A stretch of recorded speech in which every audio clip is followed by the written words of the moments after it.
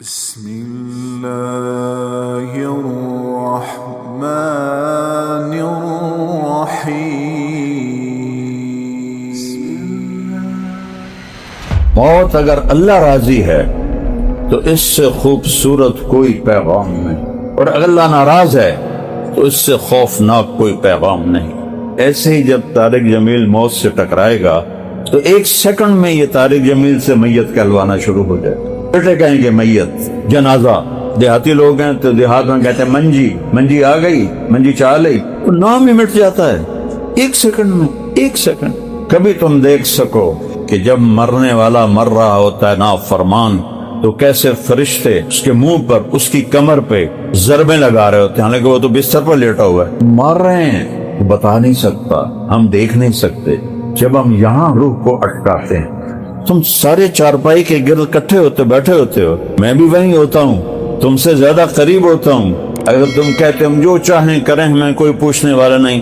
ترجعونہا، میں مار رہا ہوں، تم روک کے دکھا دو. میں روح نکال رہا ہوں، تم اس کو ڈال کے دکھا دو.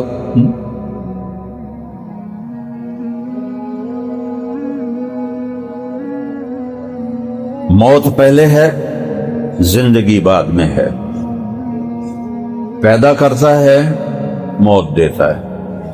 وَلَقَدْ خَلَقْنَا الْإِنسَانَ مِنْ سُلَالَةٍ مِنْ طِينٍ، پوری کہانی لاتا ہے. مٹی سے نکالا. ثُمَّ جَعَلْنَاهُ نُطْفَةً فِي قَرَارٍ مَكِينٍ، پھر نطفے کی شکل میں ایک مضبوط ٹھکانے میں رکھا. ثُمَّ خَلَقْنَا النُّطْفَةَ عَلَقَةً، پھر اسے ایک جونک بنایا. فَخَلَقْنَا الْعَلَقَةَ مُضْغَةً، پھر اسے لوتھڑا بنایا. فَخَلَقْنَا الْمُضْغَةَ عِظَامًا، پھر اس میں ہڈیوں ڈالی. فَكَسَوْنَا الْعِظَامَ لَحْمًا، اس پر گوشت چڑھایا. ثُمَّ أَنشَأْنَاهُ خَلْقًا آخَرَ، پھر یہ شکلیں بنائیں. ثُمَّ إِنَّكُمْ بَعْدَ ذَلِكَ لَمَيِّتُونَ، پھر تمہیں ایک دن موت دے دوں گا.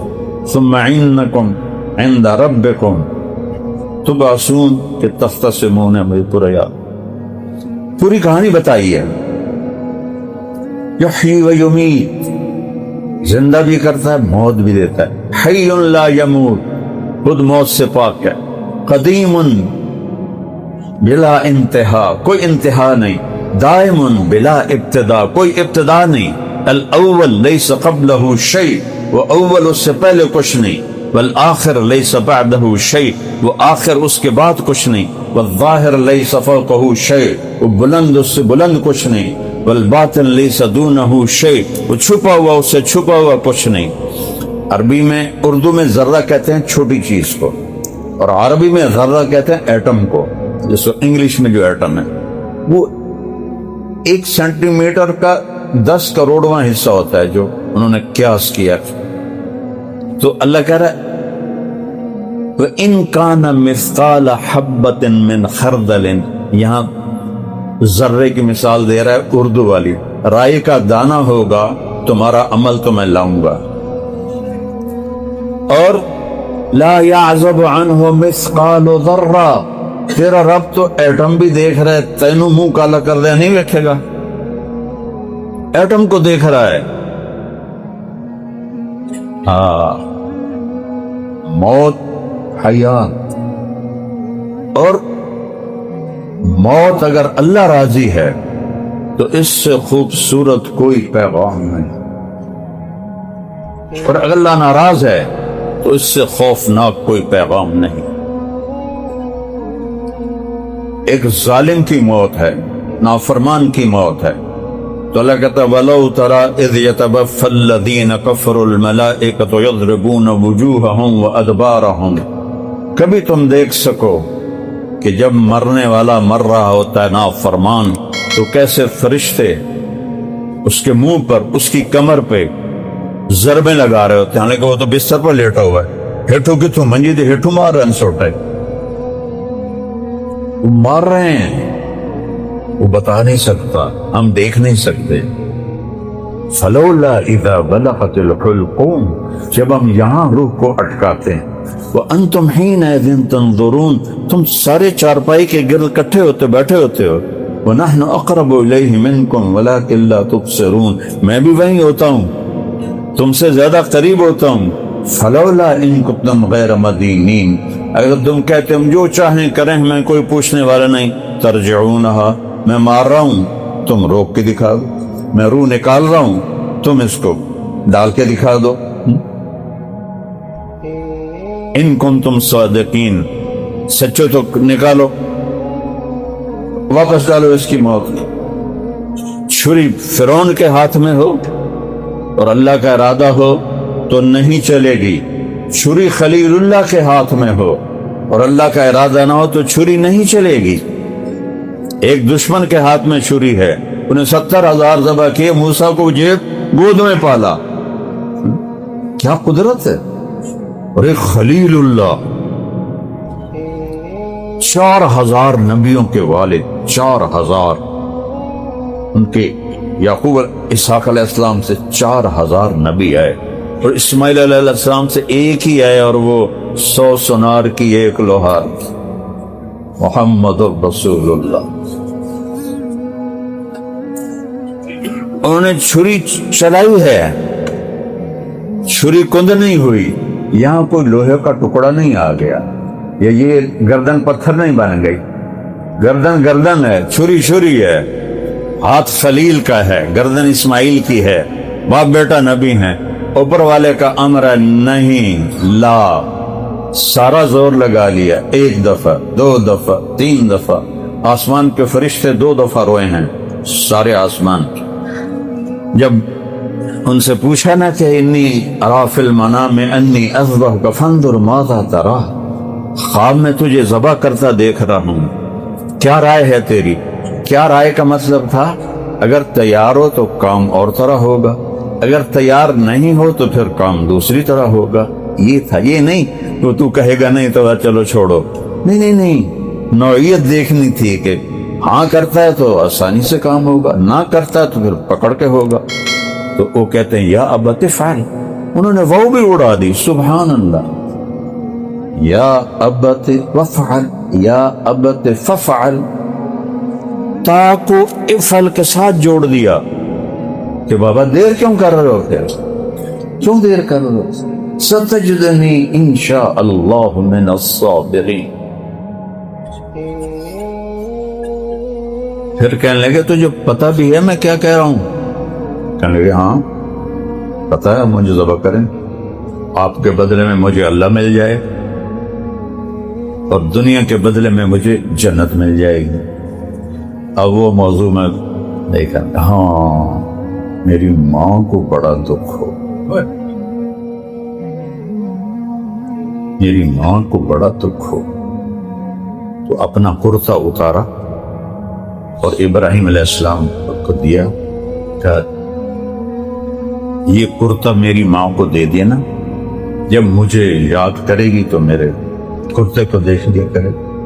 میری بیگم نے میرے بیٹے آسن کی وفات کے بعد اس کے سارے کپڑے سنبھال کے رکھے ہوں، میں کہتا ہوں دے دو غریبوں کو، تقسیم کر دو کہ بس اس کو، اس میں مجھے اس کی خوشبو آتی ہے، میں نہیں، اور تھوڑا ہم دیتے ہیں۔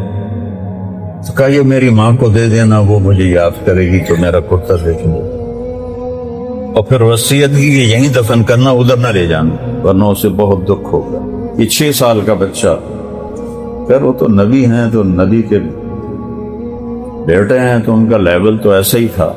تو جب انہوں نے ان کے ہاتھ پاؤں باندھے اور یہ گوڈا ان کے رکھا کمر پر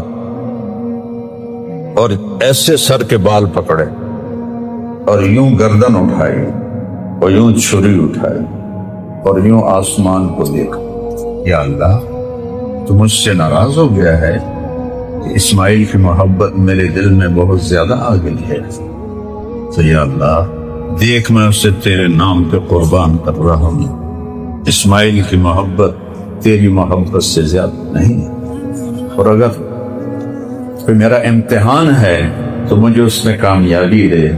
اور جب چھری آگے کی تو 7 آسمان کے فرشتے روئے، چونکہ ان کو تو نہیں پتا تھا نا کہ آگے کیا ہونے والے، انہوں نے یہ سمجھا بس گئی چھری۔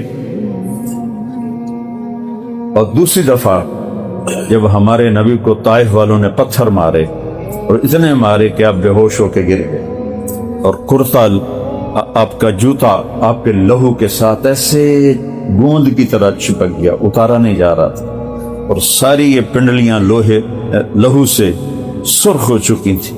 اور اب میں گیا تھا طائف، وہ جگہ خاص طور پہ دیکھنے گیا تھا، وہاں ترکوں نے مسجد بنا لی، اب گرے ہیں، زید ابن حارثہ نے اٹھایا ہے اور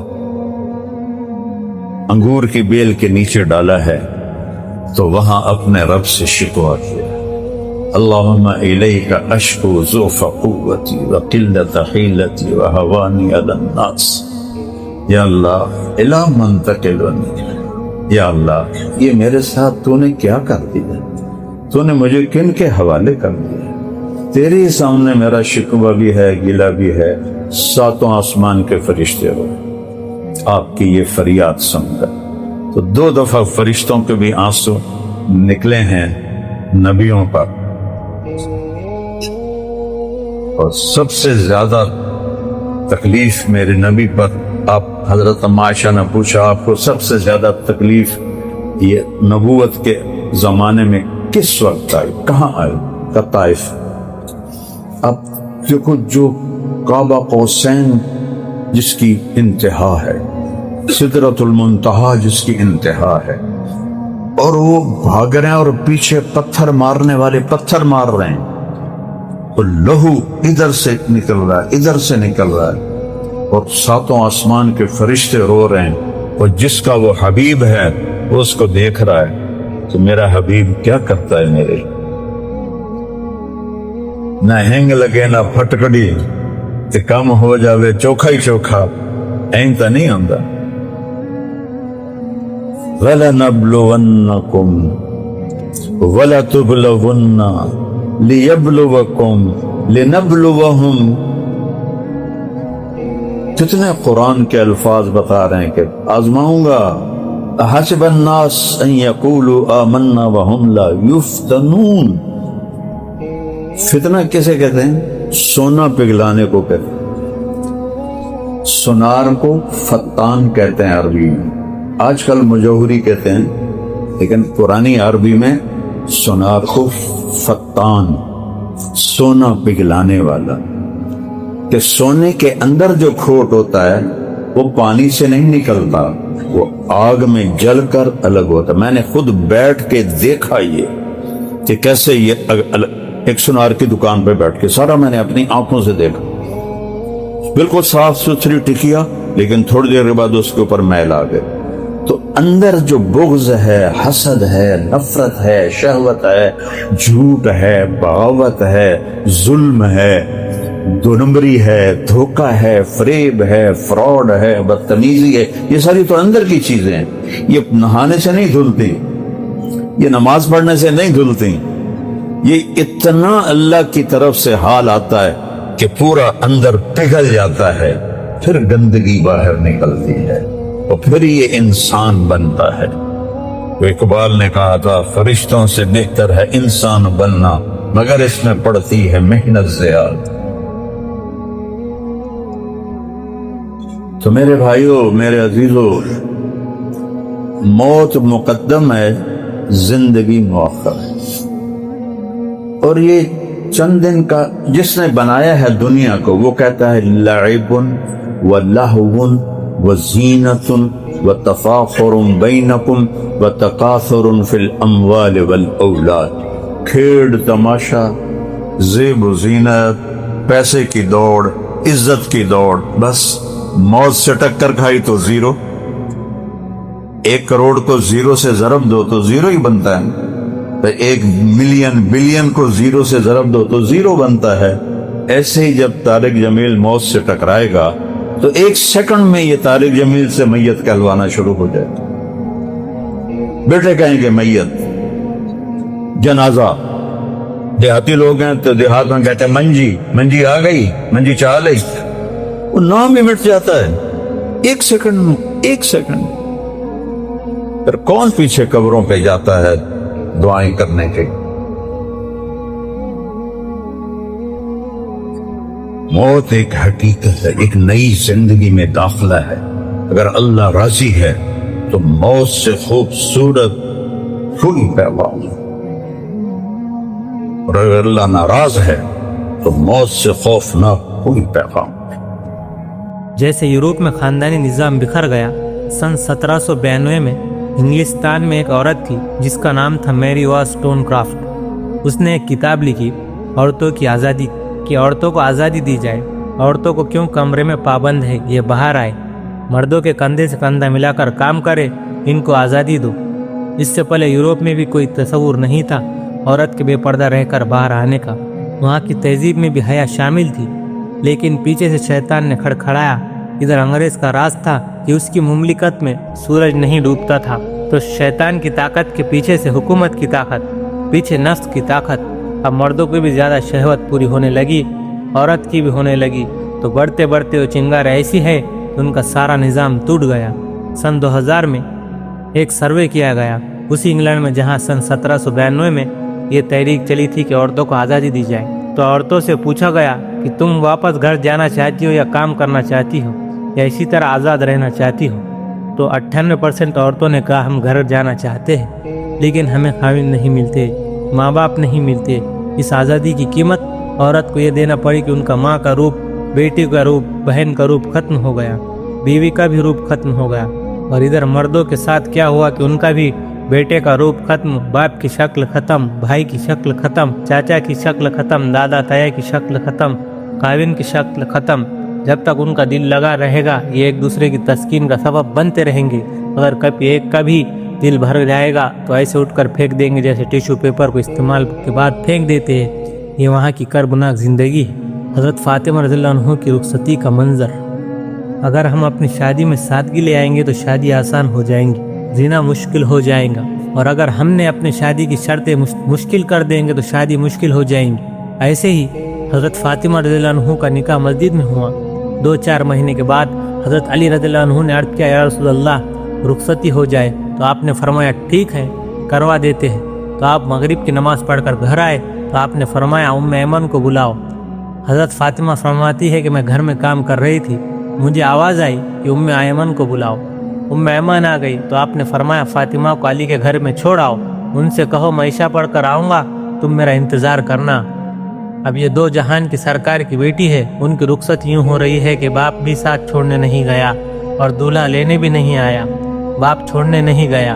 ام ایمن جو باندھی ہے ان کے ساتھ بھیج دیا، دونوں عورتیں چل کر آئی، حضرت علی کے دروازے پر دستک دی۔ حضرت علی رضی اللہ عنہ باہر نکلے تو ام ایمن نے کہا بھائی اپنی امانت سنبھال لو، اور اللہ کے نبی کا فرمان ہے کہ میں عشاء کے بعد آؤں گا۔ اتنی سادگی میں رخصتی ہو گئی۔ ہمارے امیر تھے بھائی بشیر رحمۃ اللہ علیہ، انہوں نے بیٹی کا نکاح کیا تھا، رخصتی باقی تھی، تو سارے رشتہ دار تو ایک ذہن نہیں ہوتے، تو انہوں نے کہا بھائی آپ لوگ 2-4 افراد آ جاؤ، لڑکی لے جاؤ۔ تو انہوں نے کہا کہ نہیں بھائی ہم تو دیہاتی لوگ ہیں، ہم بارات لائیں گے۔ اب بات کو سمجھنا بھی مشکل تھا۔ انہوں نے کہا ٹھیک ہے بہت اچھا۔ تو شادی والا دن جو تھا اس سے 1 دن پہلے اپنے بیٹوں کو اور بیوی کو لیا اور سیدھے وہاب نگر پہنچے اور کہا لو بھائی ہم اپنی امانت خود چھوڑنے آ گئے۔ یہ کام انہوں نے اس وقت کیا ہے جب پورے ہندوستان کے ٹیلی فون کے ڈائریکٹر جنرل تھے، دنیاوی عہدہ اتنا بڑا تھا، اور کام ایسا کیا کہ آج چپراسی بھی وہ کام نہیں کرے گا۔ تو بھائی سادگی کو اپناؤ۔ دوسری بات یہ ہے زندگی جو خوشگوار گزرتی ہے وہ اچھے اخلاق سے گزرتی ہے۔ یہ سونا، یہ چاندی، مہر، ان سے گھر آباد نہیں ہوتے۔ میاں بیوی کے اچھے اخلاق ہو، ایک دوسرے کی سہ سکے تو وہ گھر آباد ہو سکتا ہے۔ اور ان میں لڑکے والوں کا یہ فرض زیادہ ہے کہ ماں باپ اپنی لڑکی کو پالتے ہیں، اپنے ہاتھوں سے اٹھا کر ڈولی میں بٹھا کر پرائے گھر بھیج دیتے۔